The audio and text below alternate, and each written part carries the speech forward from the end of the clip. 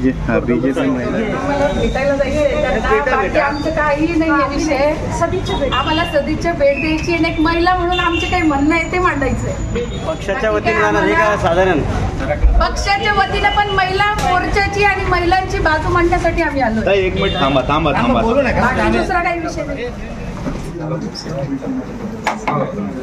तू काय मध्ये घालणार आहे? राम तिकडे ट्रिपल काढा, ट्रिपल काढा, ट्रिपल चलो ते सगळेजण भेटायला येत आहेत. म्हटलं भारतीय जनता पार्टी म्हणून आम्ही तुम्हाला भेटायला यावं महिला म्हणून.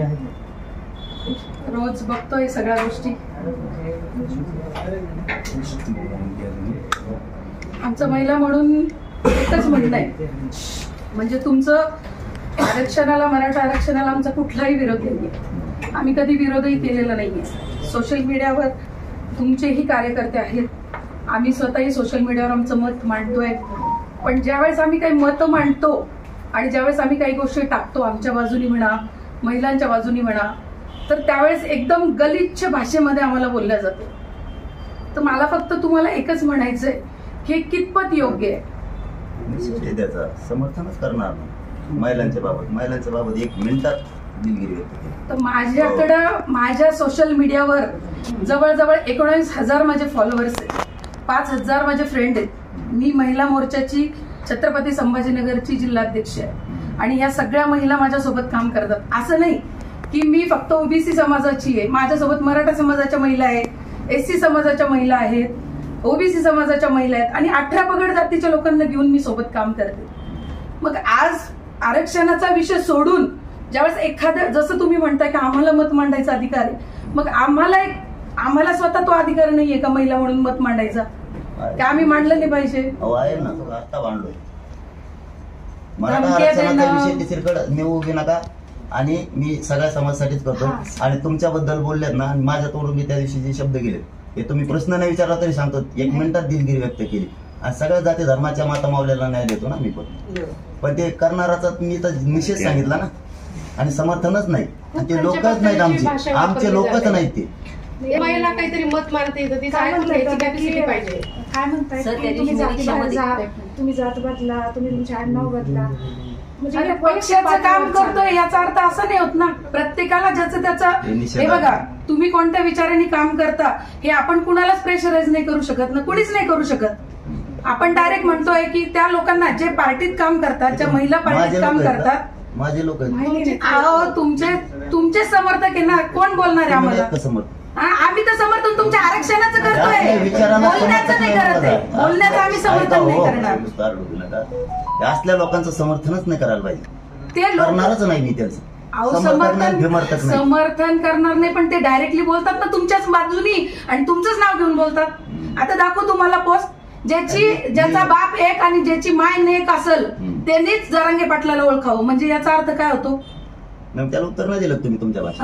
मी माझ्या भाषेत जर उत्तर द्यायला मला बंधन आहेत ना, मला बंधन आहेत ना. आई का कोण आहे? आई येतं. मग मी त्या भाषेत जर उत्तर द्यायला लागले ना तर माझेच लोक म्हणतात नका ताई तुम्हाला शोभत नाही ही भाषा.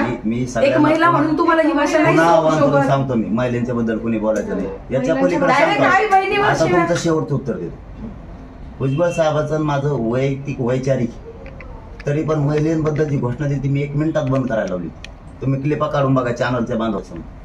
महिलेबद्दल बोलायचं मी पुन्हा एकदा आव्हान करतो. आता तुमचं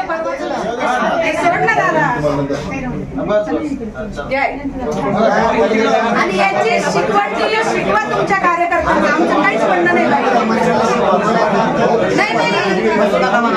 कोणीच कोणाला बसवत नाहीये. जे काय व्हायचं ते कायद्याने होणार, पण कायदा सगळ्यांसाठी सारखा आहे एवढंच म्हणणं. काहीच नाही, बाकी काहीच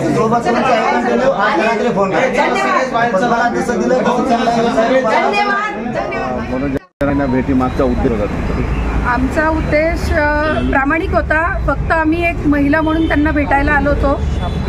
त्यांच्या तब्येतीची विचारपूस तर रोज लोक घेत आहेत, पण काही राजकीय वातावरण बिघडल्यामुळे आम्ही आजपर्यंत येण्याची हिंमत नाही केली की आम्ही जर आलो तर विनाकारण काही वाद नको पेटायला म्हणून.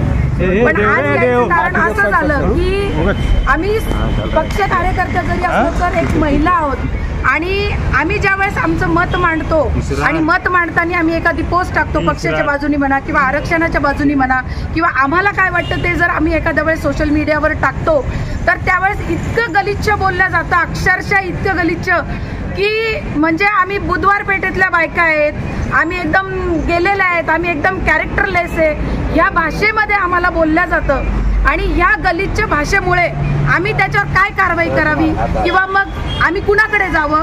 तर आम्हाला एक मार्ग वाटला की एक आपण जाऊन की संविधान म्हणजे काय आणि महिलांचा कायदा म्हणजे काय हे त्यांना सांगावं आणि त्यांना भेटून ते संविधान द्यावं, म्हणून आज आम्ही त्यांना भेटायसाठी आलो होतो. पण त्यांचं म्हणणं असं आहे की म्हणजे आता इतर पक्षाचे लोक सुद्धा मराठ्यांना सुद्धा तसं टार्गेट केलं जातं सोशल मीडियावर. फक्त नाही. मराठीच नाही तर सगळे एकमेकांना महिलांबद्दल टार्गेट केलं जातं. एकंदरीतच हा कोणत्या पक्षाचा जातीचा विषय नाही, महिलांबद्दलचे ज्या पोस्ट कोणत्या समाजाचं समर्थन करणार नाही. मी जे कोणी पुरुष असतील जे सोशल मीडियावर जे महिलांविषयी बोलतायत, एकामेकाच्या आई बहिणी तुम्ही काढताय, तर हे एकदम साफ चुकीचं आहे. मग तो पुरुष कोणत्याही जातीचा असो, तो पुरुष कोणत्याही धर्माचा असो, ज्यावेळेस तुम्हाला तुमची वैचारिक पातळी एकदम खालच्या स्टेजला न्यायची असेल तर तुम्हाला काहीच बोलायचा अधिकार नाहीये. आणि तुम्हाला जर कायदा समजत नसेल तर कायद्याच्या विरोधात ज्यावेळेस तुम्ही बोलता आणि वेळेस आपण आपल्या तक्रारी घेऊन पोलीस स्टेशनमध्ये जातो तर मग आपण म्हणतो की नाही आमच्या विरोधात तुम्ही गुन्हे दाखल करताय.